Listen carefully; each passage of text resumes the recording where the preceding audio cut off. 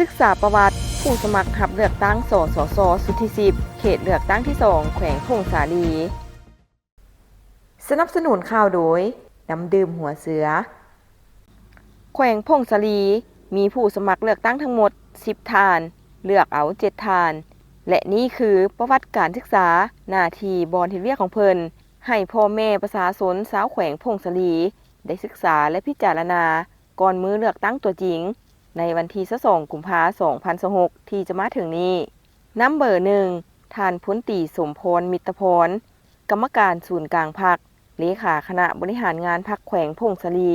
เกิดปี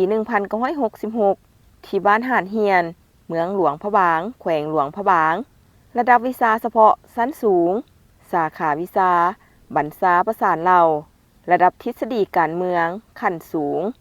นำเบอร์2ท่านพลจตวาสุรินทร์พรคำพระจันทร์กรรมการคณะพรรครองประธานสหพันธ์นักรบเก่าแห่งชาติลาวเกิดปี 1958 ที่บ้านเสนนเมืองซ้ำเหนือแขวงหัวพันระดับวิชาเฉพาะปริญญาโทสาขาวิชาการเมืองระดับทฤษฎีการเมืองขั้นสูงนำเบอร์3ท่านสมจิตฮับละกรกรรมการประจำพรรคแขวงรองประธานสภาประชาชนแขวงสมาชิกสภาแห่งชาติสุดที่9เกิดปี 1970 ที่บ้านนาเมืองขวาแขวงพงษาลีระดับวิชาเฉพาะปริญญาโท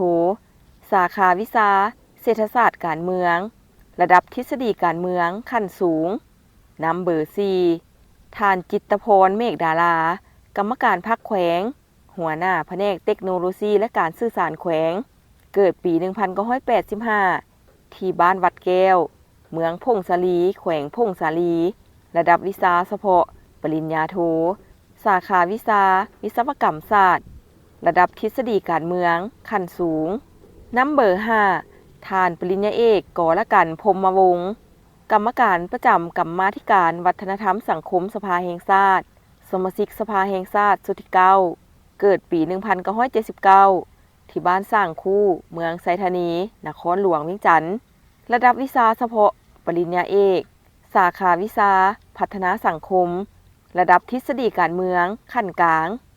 นำเบอร์6ท่านนางจันมณีดวงพาสุข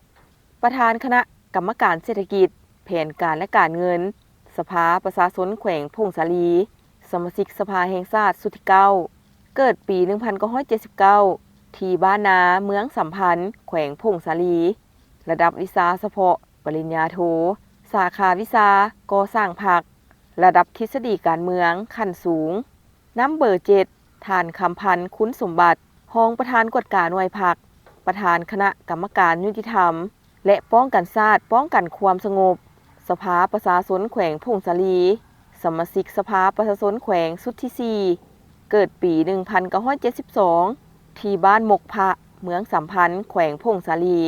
ระดับวิชาเฉพาะปริญญาตรีสาขาวิชานิติศาสตร์และรัฐศาสตร์ระดับทฤษฎีการเมืองขั้นกลางนำเบอร์8ท่านอีกเพ็งสมุทรเลขาหน่วยพรรคประธานศาลประชาชนแขวงพงษาลีเกิดปี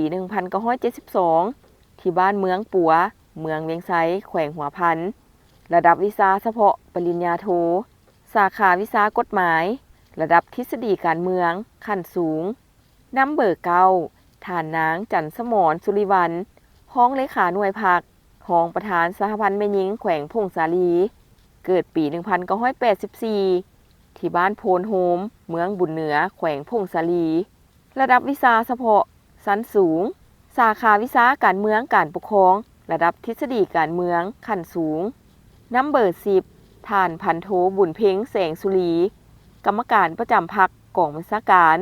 ห้องกองบัญชาการทหารแขวงพงษาลีเกิดปี 1982 ที่บ้านบ่อกงเมืองพงษาลีแขวงพงษาลีระดับวิชาเฉพาะปริญญาตรี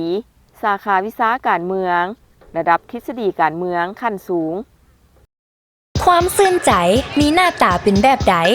หน้าตาซื่อๆแต่เห็นแล้วซุ่มซื่นหัวใจน้ำบ่น้ำดื่มหัวเสือคุณภาพเปลี่ยนคำระดับสากลตื่มความซื่นใจห่วงใยทุกเวลา